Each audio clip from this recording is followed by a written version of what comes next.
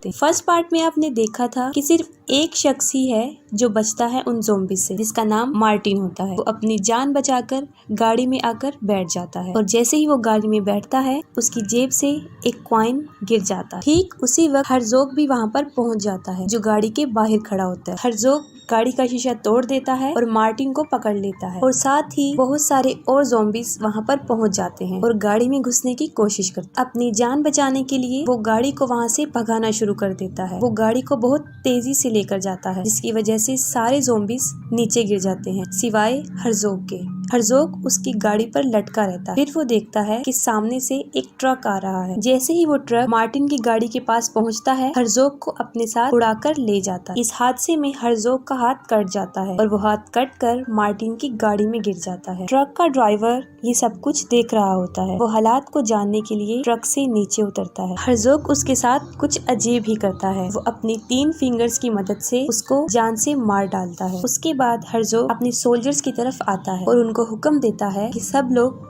आबादी की तरफ चले जाएं। और दूसरी तरफ दिखाते हैं मार्टिन जो गाड़ी को बहुत तेज ड्राइव कर रहा होता है और इस दौरान उसे गनोदगी का एहसास होता है। उसे नींद के झोंके आने लगते हैं जिसकी वजह से गाड़ी उससे बेकाबू हो जाती है और क्रैश हो जाती है। उसके बाद वो बेहोश हो जाता है और जब वो होश में आता है तो वो देखता है कि अब वो हॉस्पिटल में। उसके बाद मार्टिन के पास कुछ पुलिस वाले अपने इन्वेस्टिगेशन के लिए आ जाते और उससे कुछ सवालात करना शुरू कर दे। मार्टिन उन सारी बातों का जवाब देता है लेकिन पुलिस वाले उसकी एक भी बात का यकीन नहीं करते और मार्टिन के साथ बैड लक ये होती है कि उन सब लोगों के मर्डर का जुर्म वो मार्टिन पर डाल देते हैं और सारा इल्जाम मार्टिन पर आ जाता है। उसके बाद जिस डॉक्टर ने उसका ऑपरेशन किया था उसके पास आता है और कहता है कि मैं तुम्हें एक गुड न्यूज सुनाता हूँ। वो ये है कि तुम्हारा हाथ कट चुका था लेकिन खुशकिस्मती ये थी कि वो हमें तुम्हारी गाड़ी में मिल गया जिसको हमने तुम्हारे बाजू के साथ जोड़ दिया है। ये सुनकर मार्टिन अपने हाथ की तरफ देखता तब उसे पता चलता है कि वो उसका हाथ नहीं है बल्कि वो हर्ज़ोग का हाथ। ये देखकर वो उन डॉक्टर्स को बताता है कि ये उसका हाथ नहीं है और जैसे ही ये बात वो कर रहा होता है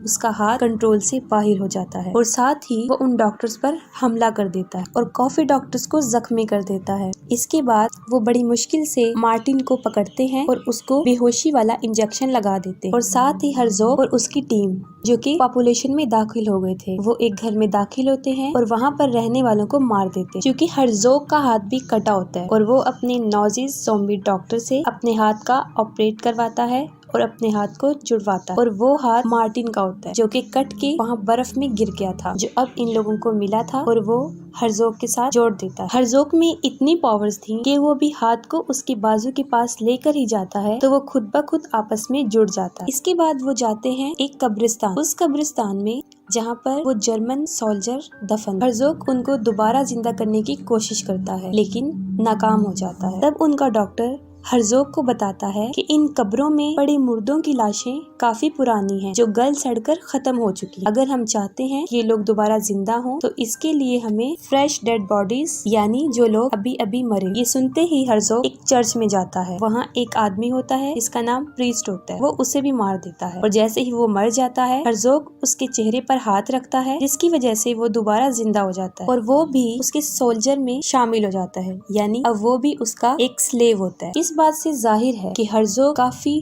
पावर्स का मालिक था। मार्टिन को हम देखते हैं जो हॉस्पिटल के बेड पर होता है और उसको बेड से काफी टाइट बांधा होता है। उसके साथ बाहर एक पुलिस वाला भी होता है जो सो रहा होता है। ठीक उसी वक्त वहाँ पर एक बच्चा आता है जिसका नाम बॉबी होता है। वो दरअसल अमेरिकन ट्रैवलर होता है। वो देखता है पुलिस वाला सो रहा है। इस बात का फायदा उठाते हुए वो मार्टिन के रूम में चला जाता है। वहाँ उसकी नजर उस ज़ॉम्बी के हाथ पर पड़ती है जो कि उसको काफी अच्छा लगता है। वो उस हैंड की पिक्चर को खींचता है और उस पिक्चर को ज़ॉम्बीज हंटर जिन्हें ज़ॉम्बी स्क्वाड भी कहा जाता है यानी जो ज़ॉम्बीज का शिकार करते हैं उनको सेंड कर देता है। उन ज़ॉम्बी स्क्वाड का ताल्लुक अमेरिका से था जिनका प्रोफेशन ही ज़ॉम्बीज का शिकार करना था। मार्टिन उस बच्चे को किसी किस्म का लालच देता है, उसे बांधा होता है और वो उससे आजाद हो जाता है। वो बाहर आकर देखता है कि पुलिस वाला है इसलिए वो वहाँ से भाग नहीं सकता। उसके बाद हर्ज़ोग का हाथ एक अजीब काम करता है। उस बच्चे बॉबी को उठाकर विंडो से बाहर फेंक देता है। ये देखकर मार्टिन भी उसके पीछे जाता है और बच्चे को जाकर देखता है लेकिन बच्चा बेहोश होता है। वो उसे होश में लाने की कोशिश करता है। वो उसकी चेस्ट को प्रेस करता है लेकिन वो इतना ज्यादा प्रेस करता है कि उसकी सारी चेस्ट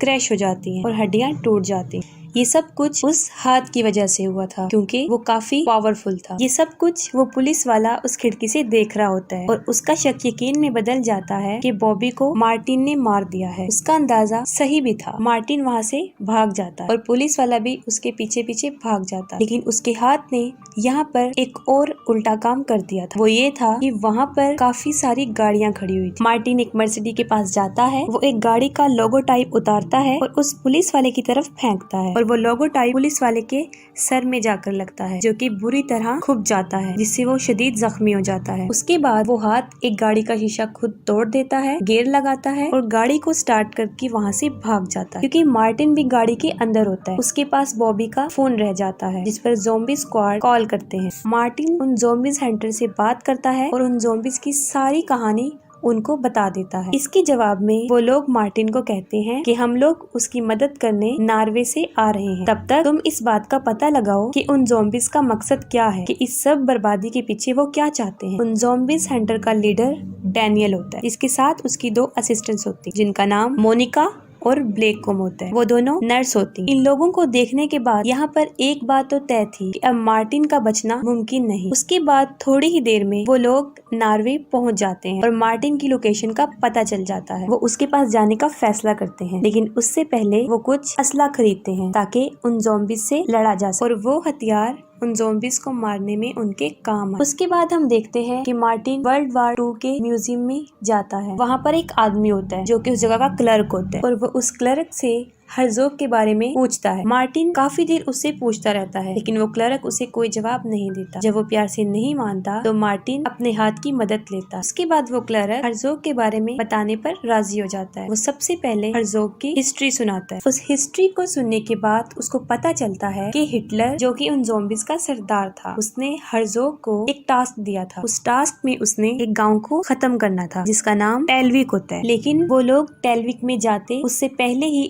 ऑक्सफोर्ड के लोगों ने उनको मार डाला। इस बात से मार्टिन अंदाजा लगाता है कि ये सब कुछ वो अपने ऑर्डर को जो उन्हें हिटलर की तरफ से मिला था उसे पूरा करने जाते हैं। उसके पास एक मैप पड़ा होता है जिससे उसे ये पता चलता है कि वो गांव जिसका उन्हें ऑर्डर दिया गया था, ये म्यूजियम बिल्कुल उसके दरमियान में आता। वो अभी मैप को देख रहा होता है कि उसे बाहर से कुछ लोगों के चीखने चिल्लाने की आवाजें आना शुरू हो जाती। वो बाहर जाकर देखता है तो वहाँ पर हर्ज़ोग होता है जो अपनी पूरी टीम के साथ वहाँ पर पहुँच जाता है और वो अपने साथ कुछ टैंक्स भी लेकर आता है। वो लोग वहाँ पर मौजूद लोगों को मारकर अपने साथ शामिल कर रहे। वो एक आदमी को पकड़ते हैं, उसकी सारी पसलियाँ बाहर निकाल देते हैं। हर्ज़ोग उस म्यूजियम में दाखिल हो जाता है और मार्टिन और वहाँ का क्लर्क अपनी जान बचाने के लिए अपना सामान उठाकर वहाँ से भागते हैं और उस म्यूजियम में ही छुप जाते हैं। अपनी जान बचाने के लिए वो वहाँ पर एक डमी बनकर खड़े हो जाते हैं। हर्ज़ोग की नजर उसी मैप पर पड़ती है। वो नेक को उठाता है, उस मैप को लेता है और वहाँ से चला जाता है। उसके बाद मार्टिन भी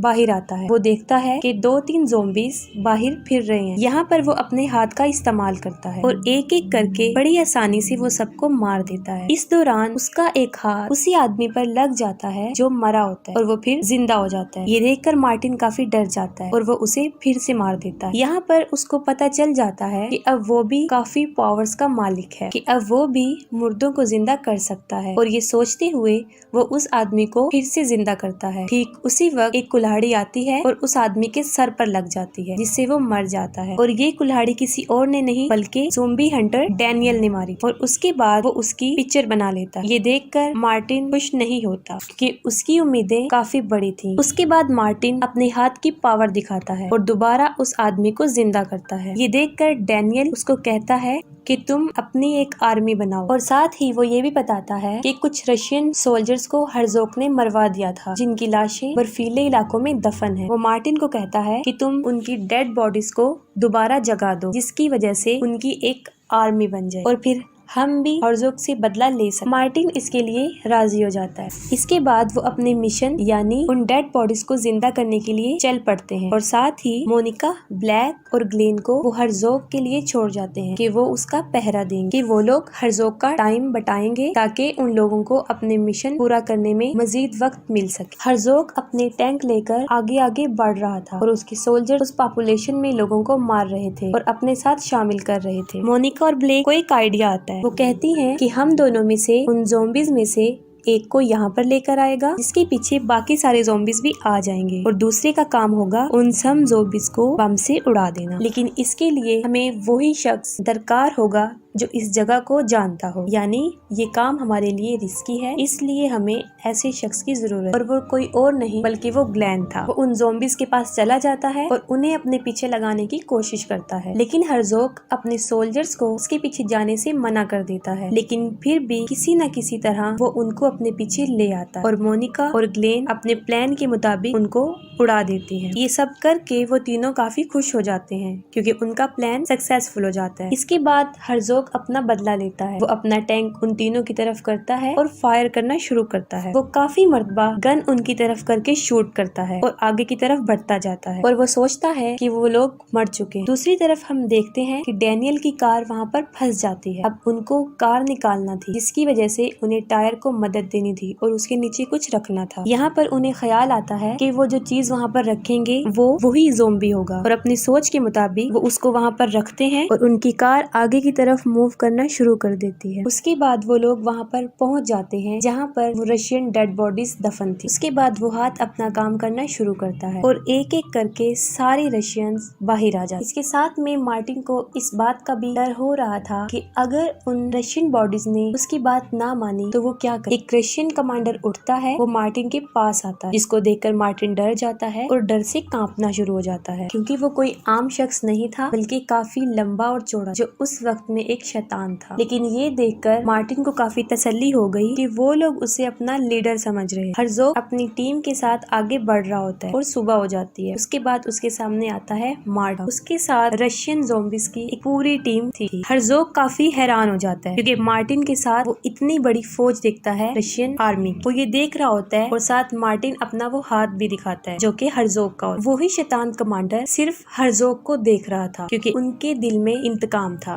वो उससे बदला लेना चाहते थे। दोनों आर्मी मुकाबले के लिए एक दूसरे की तरफ बढ़ती है जबकि वो कमांडर सिर्फ हर्ज़ोग की तरफ बढ़ता है। इस दौरान उसके रास्ते में बहुत से ज़ॉम्बी सोल्जर आए और उसने उन सबको मार दी। ये सब लड़ाई देखते हुए पुलिस वाले वहाँ पर पहुँच जाते और साथ ही वो देखते हैं कि बिल्कुल सामने एक बहुत बड़ा टैंक आ रहा है जो उनकी गाड़ी की तरफ बढ़ रहा है और देखते ही देखते वो टैंक उनकी गाड़ी को कुचल देता है। जैसे ही वो टैंक उनकी गाड़ी पर चढ़ता है वो लोग फौरन गाड़ी से बाहर आ जाते और उनकी जान बच जाती है और सब लोग एक घर में जाते हैं और वहाँ जाके खुद को छुपा ले। उसके बाद मार्टिन डैनियल को ऑर्डर देता है कि वो जाए और उन टैंक्स को काबू करे। उसके बाद दोनों सोल्जर्स की आपस में जंग छिड़ जाती है। ठीक उसी वक्त में मोनिका, ब्लैक और ग्लेन भी वहाँ पर पहुँच जाते हैं। मार्टिन की टीम काफी स्ट्रॉन्ग थी, यही वजह है कि उन नॉजिस ज़ॉम्बीज की टीम को मारते जा रहे थे और इसके साथ ही डॉक्टर जो अपना काम कर रहा था वो जख्मी ज़ॉम्बीज को दोबारा मरहम पट्टी करके लड़ने के काबिल बना रहा था। क्योंकि दोनों सोल्जर्स की लड़ाई चल रही होती है, रशियन कमांडर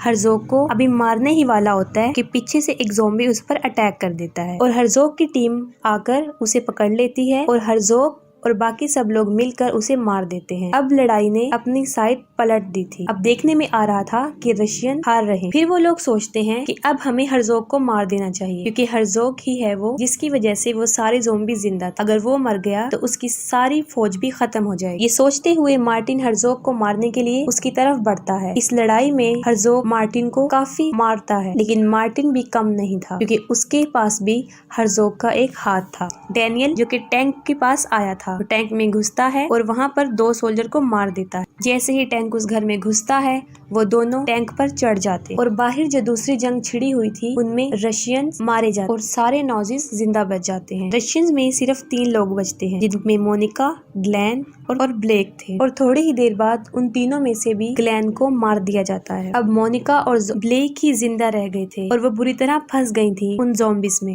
और दूसरी साइड पर मार्टिन और हर्ज़ोग की लड़ाई उसी टैंक के ऊपर जारी थी। डैनियल फिर एक सोल्जर को मार देता है और किसी तरह वो उस टैंक पर काबू पा लेता है। मार्टिन और हर्ज़ोग की लड़ाई में मार्टिन एक गाड़ी पर गिर जाता है। हर्ज़ोग अभी उसको मार ही रहा होता है कि डैनियल एक टैंक में बैठता है। वो फौरन गन का रुख हर्ज़ोग की तरफ करता है और शूट करता है जिससे उसका सर उड़ जाता है और उसके बाद हर्ज़ोग मर जाता है। और जैसे ही हर्ज़ोग मरता है उसकी सारी आर्मी उसी वक्त उसके साथ मर जाते हैं और उनके दरमियान में मोनिका और ब्लेक जो कि फंसी हुई थी वो बच जाती हैं और वो लोग अपनी फतह को महसूस करते और उसकी सेलिब्रेशन करते हैं। उनका मिशन पूरा हो जाता है और ज़ॉम्बीज़ हंटर वहाँ से चले जाते हैं। उसके बाद मार्टिन वहाँ पे एक गाड़ी में बैठता है और वहाँ से चला जाता है। उसके बाद वो एक कब्रिस्तान में जाता है और वहाँ पर वो एक कब्र पर जाता है जो कि हैना की होती है। वो कब्र को खोदता है और हैना की डेड बॉडी को बाहर निकाल देता है। वो उसको जिंदा करने के लिए ये करता है। जैसे ही वो अपना हाथ हैना के ऊपर रखता है वो जिंदा हो जाती है और वो लोग फिर एक साथ रहने लगते हैं। उसके बाद नॉजिस डॉक्टर को हर्ज़ोग का सर मिलता है और वो सर